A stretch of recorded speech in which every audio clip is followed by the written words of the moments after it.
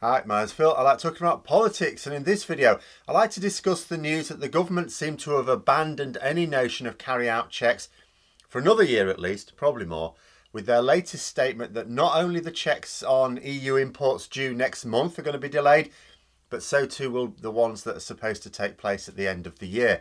The smuggler's charter continues, where the government keep our borders wide open to hide the nonsense of Brexit. But first, if you'd like to be notified of daily news in politics, please subscribe to the channel and click the bell notification icon.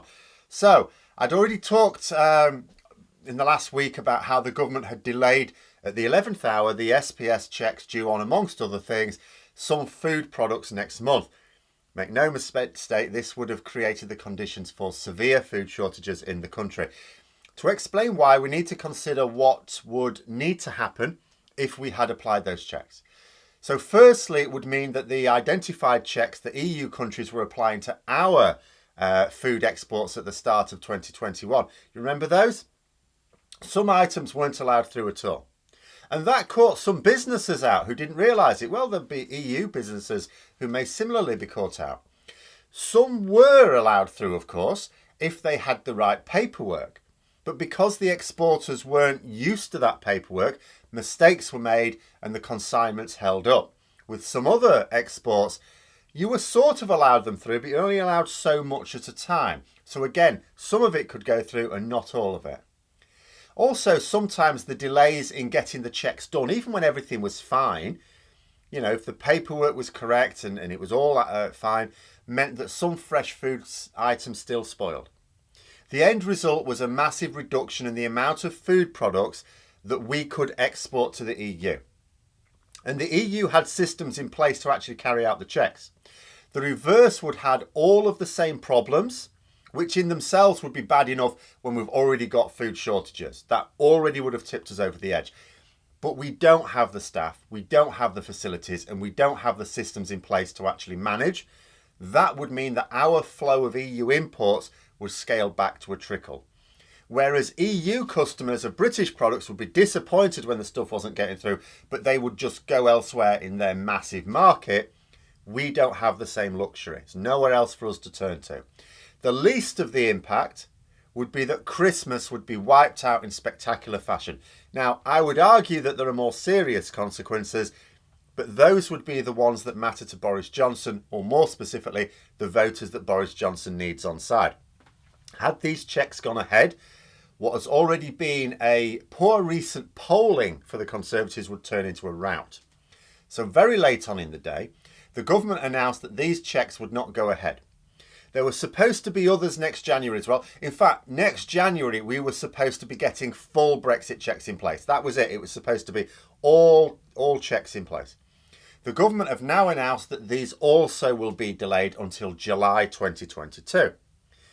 I'd be willing to bet that they will not be taking place next July either. Now, before I go over my reasons for that, I actually want to go back to last year when Liz Truss, who's the cabinet minister, who's currently the most popular member of the cabinet amongst Conservative Party members because they think she's actually doing well with her phony trade deals.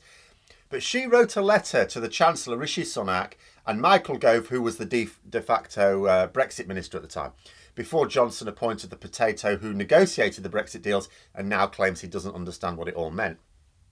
But I'll be talking about him later this week. But the letter from Truss expressed alarm that we would not be applying Brexit checks on EU imports from January 2021.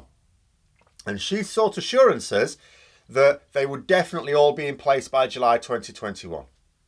She cited the following concerns if this were not the case. One, I suppose first and foremost, we open ourselves up to smuggling. Smuggling happens, of course, but most countries try and cut it out with border checks. Without checks, there's no way of knowing if the paperwork attached to the consignment bears any relation to the actual consignments. Anything could be transported from the EU to the UK. Secondly, that we could face legal challenges from the World Trade Organization. Now, this hasn't happened yet. I'm guessing that the countries who are being disadvantaged by this policy, like China or the United States, have decided they've got bigger problems right now. But the threat could emerge at some point. And then, even without a legal challenge, Truss was concerned that it would harm our international reputation regardless. Not that I think she really genuinely cares about this, because how much harm is she doing to our international reputation by making Britain out to be a soft touch by agreeing to all conditions from the other side for trade deals, even including changing our own laws to suit others. And she was concerned about a delay of just 6 months and the prospect that it might be for longer. The fact that she not only wrote the letter but leaked it for public consumption means that she didn't believe that we'd be applying those checks this July. She'd have been right. In fact, where government policy stands right now, those checks will not take place until at least July 2022, 18 months after we left the single market. That's 18 months of EU businesses enjoying a competitive advantage over British businesses. Why is this? Because they can import to the UK without having their paperwork checked. There is some paperwork that is in theory required, not as much as there would be when full Brexit applies, but there is some, but no one's checking it.